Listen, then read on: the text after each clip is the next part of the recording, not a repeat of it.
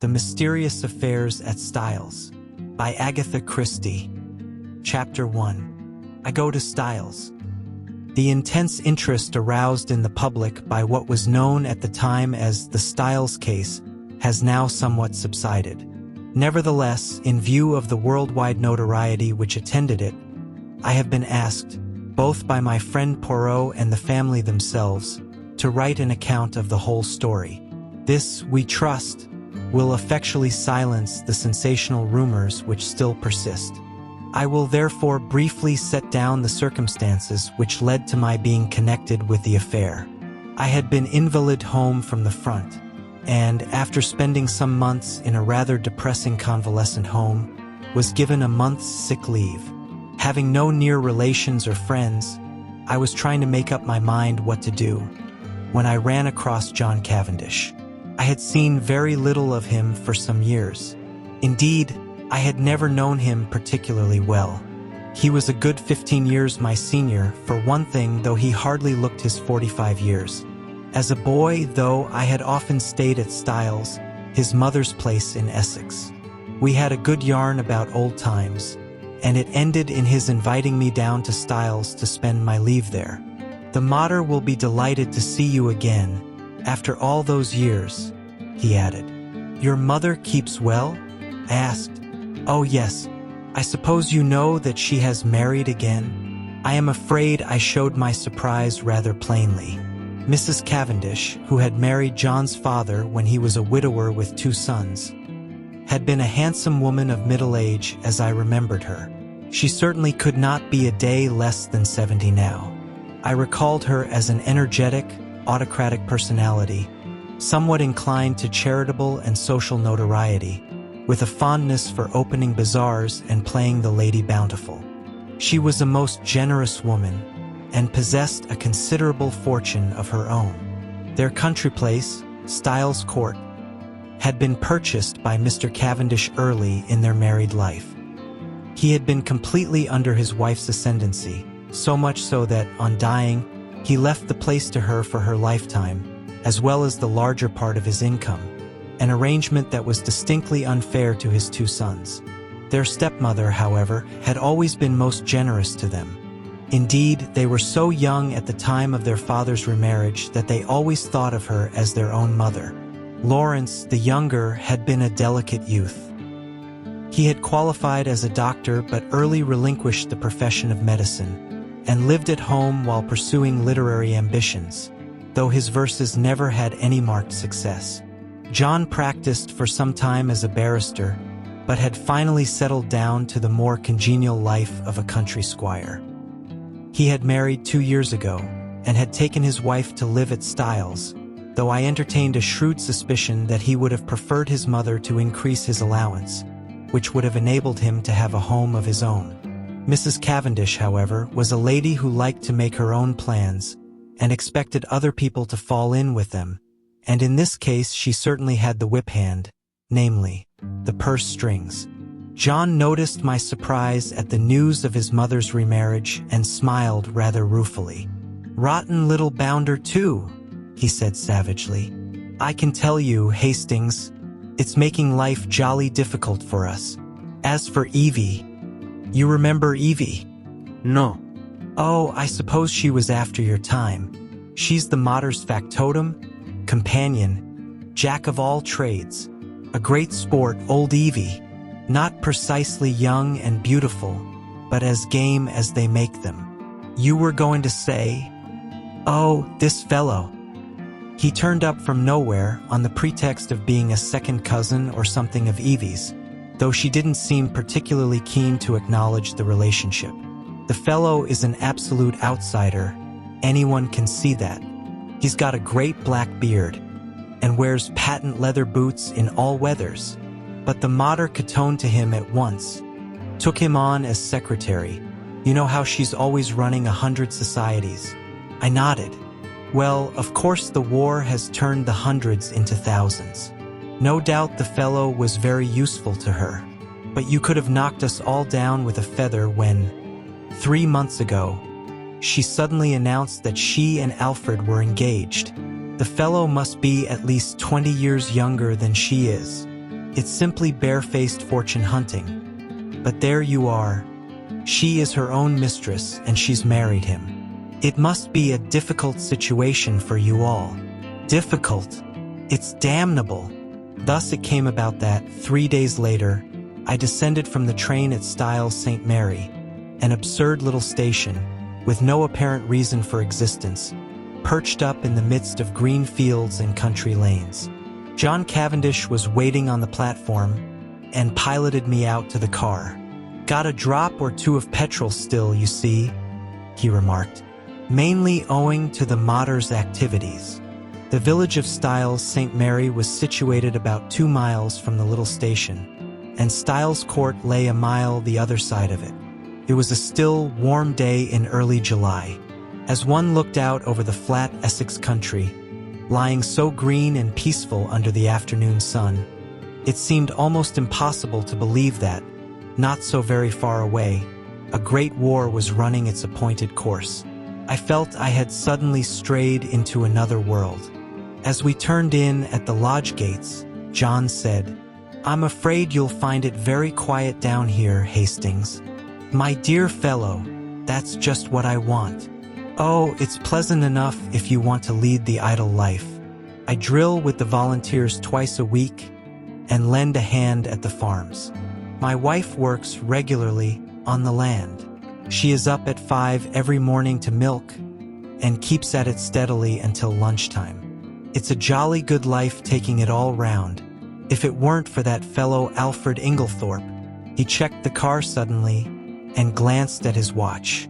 "I wonder if we've time to pick up Cynthia." "No, she'll have started from the hospital by now." "Cynthia? That's not your wife." "No, Cynthia is a protégée of my mother's, the daughter of an old schoolfellow of hers, who married a rascally solicitor.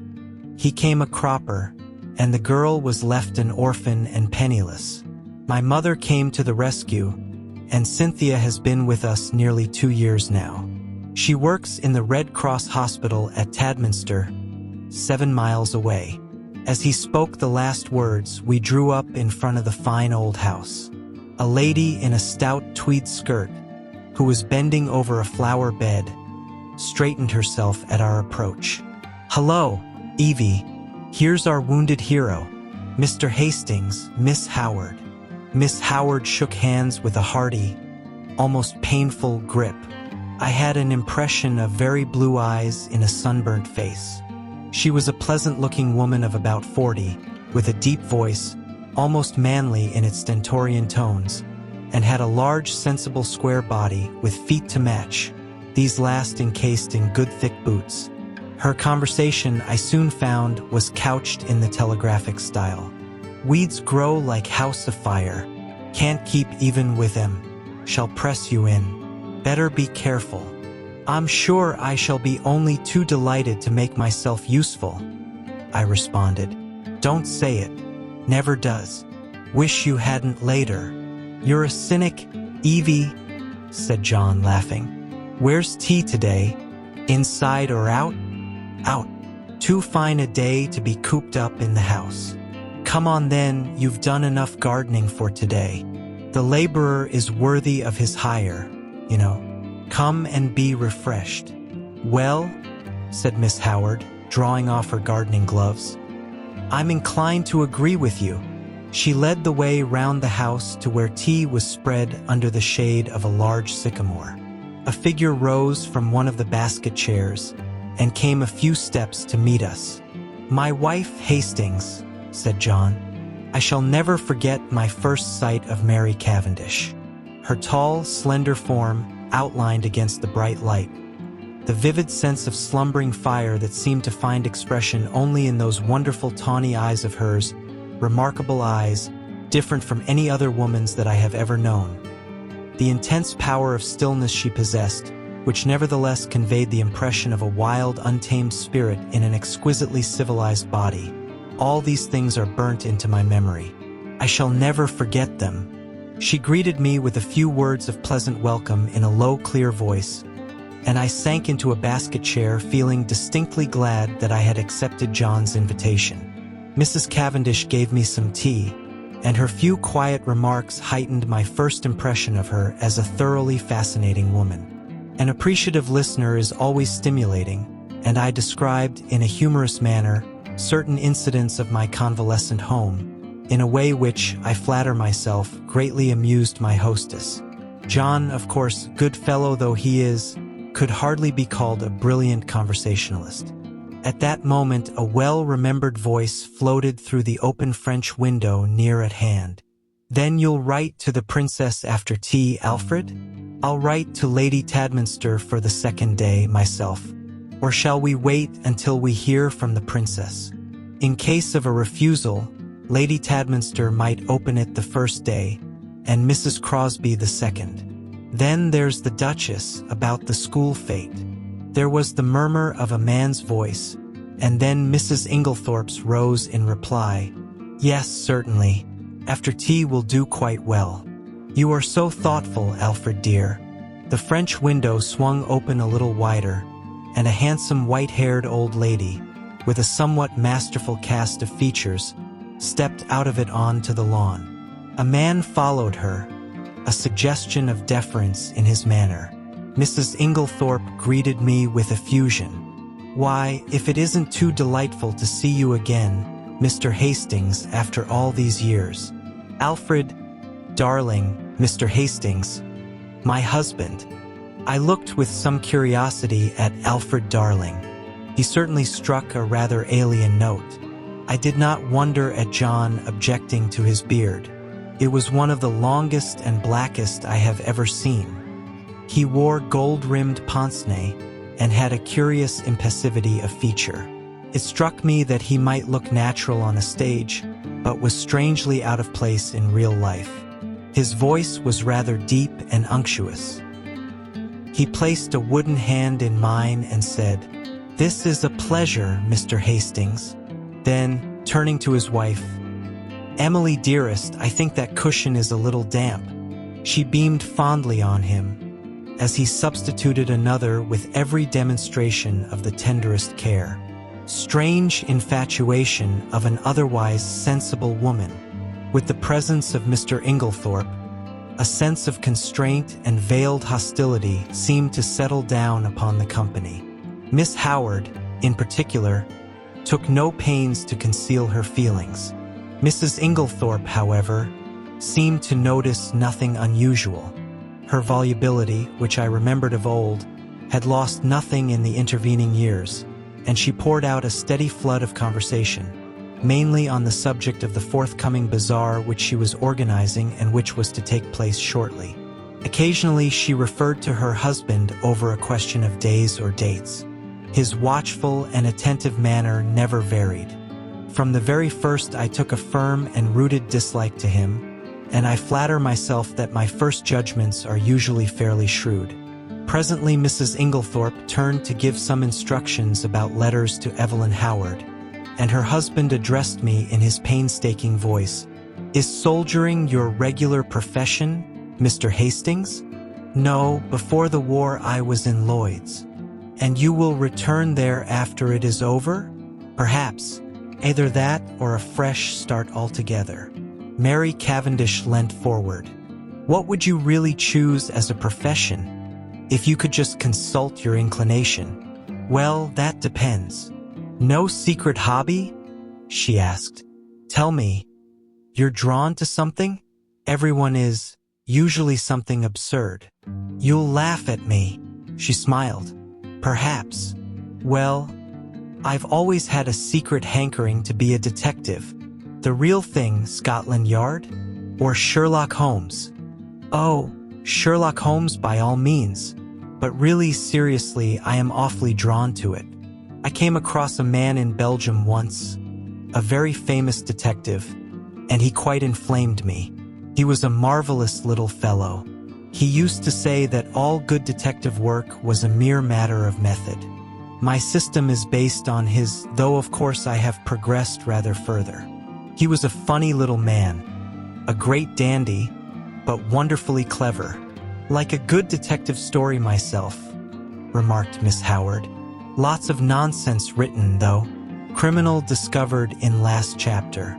Everyone dumbfounded. Real crime, you'd know at once. There have been a great number of undiscovered crimes, I argued. Don't mean the police, but the people that are right in it. The family. You couldn't really hoodwink them. They'd know. Then, I said, much amused, you think that if you were mixed up in a crime, say a murder, you'd be able to spot the murderer right off?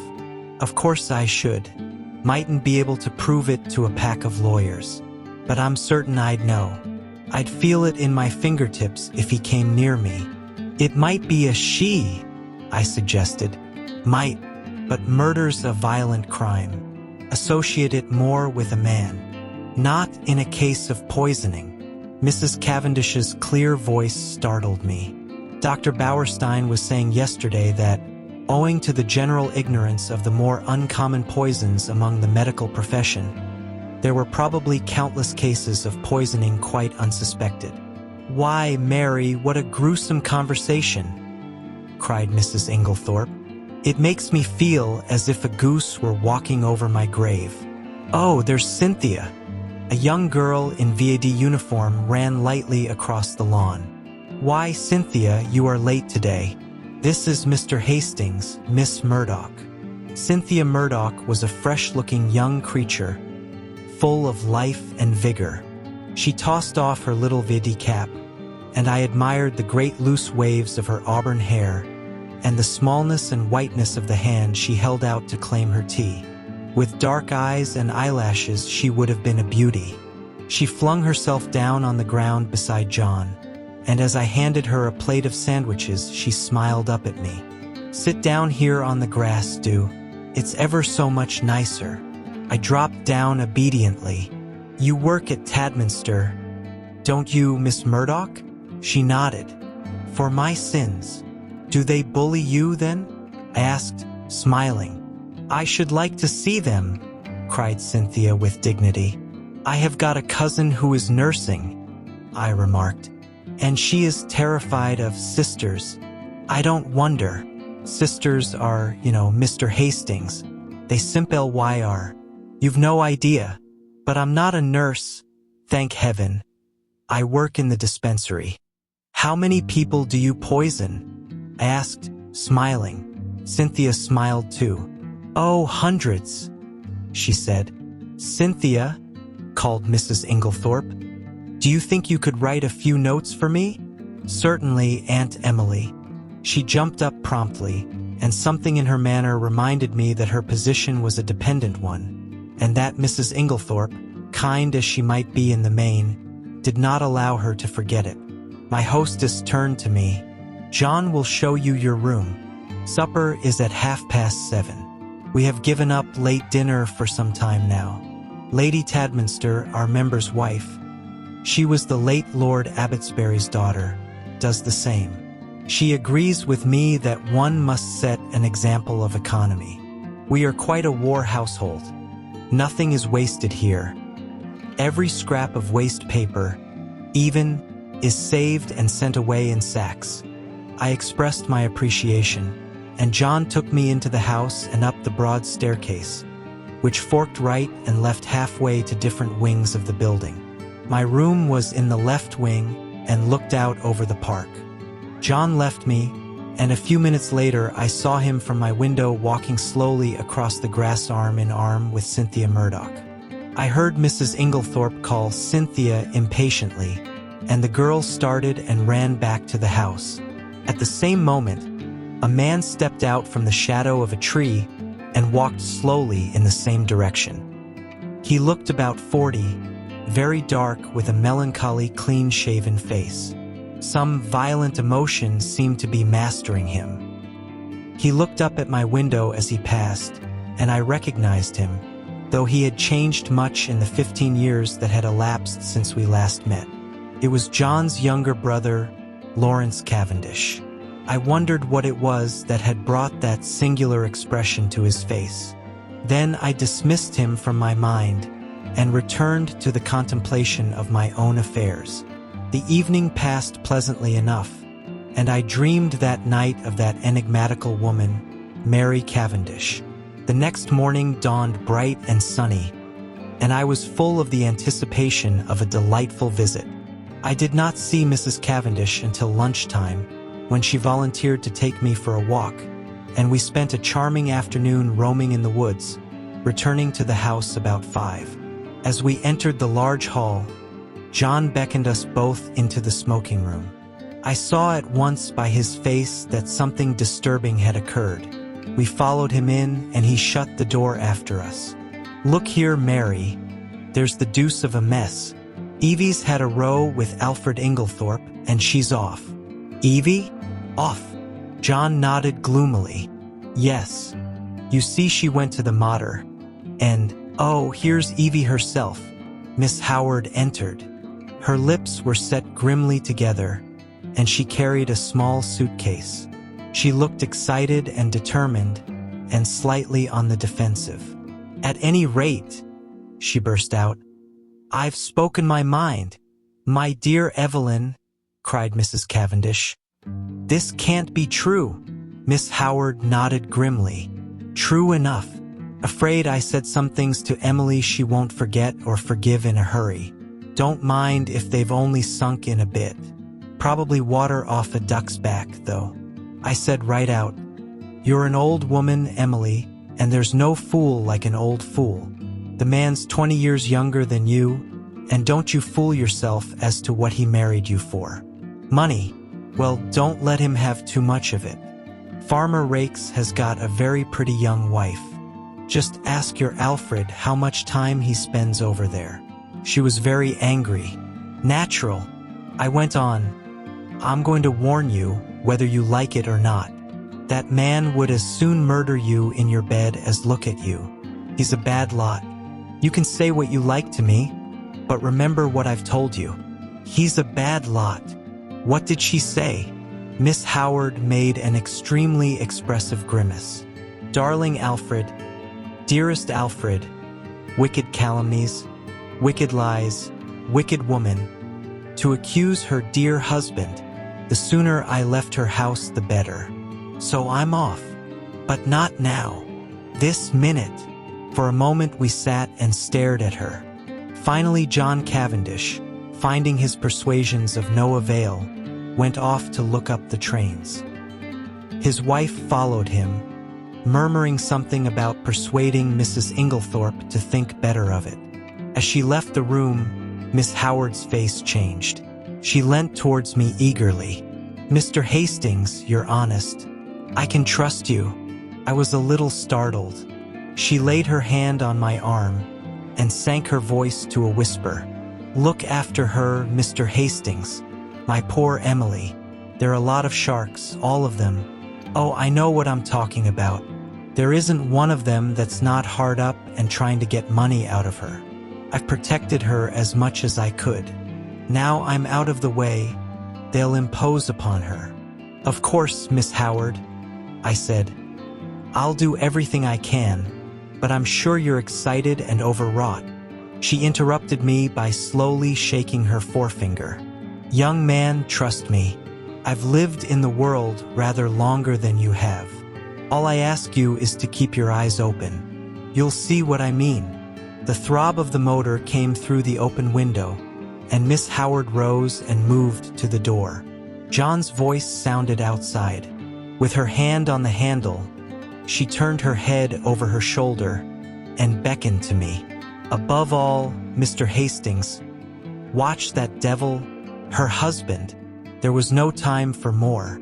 Miss Howard was swallowed up in an eager chorus of protests and goodbyes. The Inglethorpes did not appear. As the motor drove away, Mrs. Cavendish suddenly detached herself from the group and moved across the drive to the lawn to meet a tall, bearded man who had been evidently making for the house. The color rose in her cheeks as she held out her hand to him. "Who is that?" I asked sharply, for instinctively I distrusted the man. "That's Dr. Bauerstein," said John shortly. "And who is Dr. Bauerstein?" "He's staying in the village doing a rest cure after a bad nervous breakdown. He's a London specialist, a very clever man, one of the greatest living experts on poisons, I believe. And he's a great friend of Mary's, put in Cynthia the irrepressible. John Cavendish frowned and changed the subject. Come for a stroll, Hastings. This has been a most rotten business. She always had a rough tongue. But there is no stauncher friend in England than Evelyn Howard. He took the path through the plantation, and we walked down to the village through the woods which bordered one side of the estate. As we passed through one of the gates on our way home again, a pretty young woman of gypsy type coming in the opposite direction bowed and smiled. "That's a pretty girl," I remarked appreciatively. John's face hardened. "That is Mrs. Raikes. The one that Miss Howard." "Exactly," said John, with rather unnecessary abruptness. I thought of the white-haired old lady in the big house, and that vivid, wicked little face that had just smiled into ours, and a vague chill of foreboding crept over me. I brushed it aside. "Styles is really a glorious old place," I said to John. He nodded rather gloomily. "Yes, it's a fine property. It'll be mine someday, should be mine now by rights, if my father had only made a decent will. And then I shouldn't be so damned hard up as I am now." "Hard up, are you?" "My dear Hastings, I don't mind telling you that I'm at my wit's end for money. Couldn't your brother help you? Lawrence? He's gone through every penny he ever had, publishing rotten verses in fancy bindings. No, we're an impecunious lot. My mother's always been awfully good to us, I must say. That is, up to now. Since her marriage, of course." He broke off, frowning. For the first time I felt that, with Evelyn Howard, something indefinable had gone from the atmosphere. Her presence had spelt security. Now that security was removed, and the air seemed rife with suspicion. The sinister face of Dr. Bauerstein recurred to me unpleasantly. A vague suspicion of everyone and everything filled my mind. Just for a moment I had a premonition of approaching evil. Like, share, comment, subscribe for more. Thank you.